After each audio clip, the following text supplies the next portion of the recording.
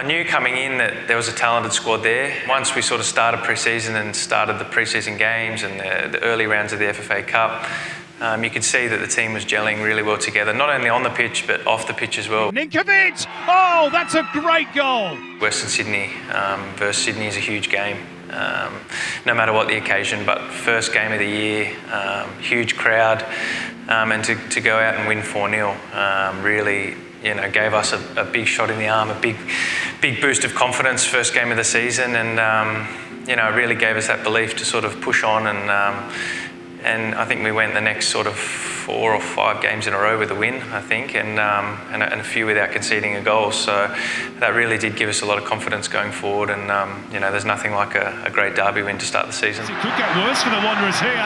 Square it goes, it's in by Alex Brosk.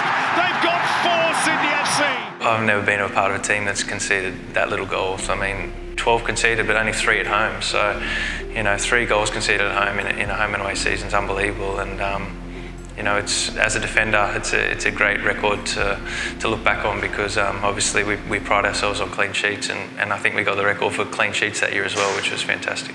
Chance here for Brush! Sydney FC players throwing themselves at the German. A celebration of their coach is about to be unveiled.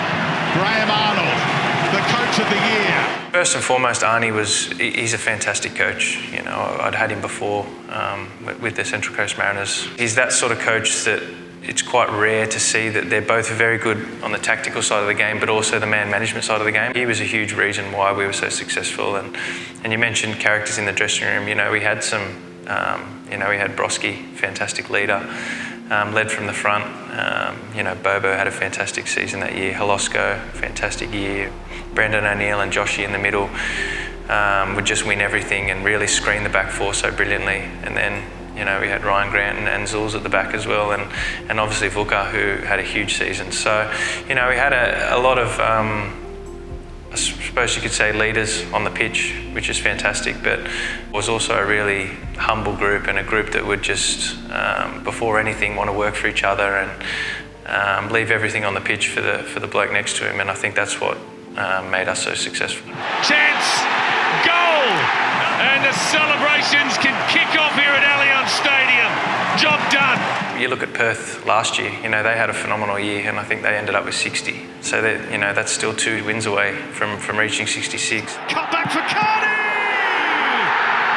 2-1 Sydney! For a team to be able to beat that, you have to be near perfect. Like we mentioned, we got 20 wins, 1 loss, and 6 draws. So I think it'll be very difficult to be beaten. Ninkovic scores! Biggest emotion I had after that grand final win was relief, because to be remembered as a truly great team, you have to win the grand final in Australia.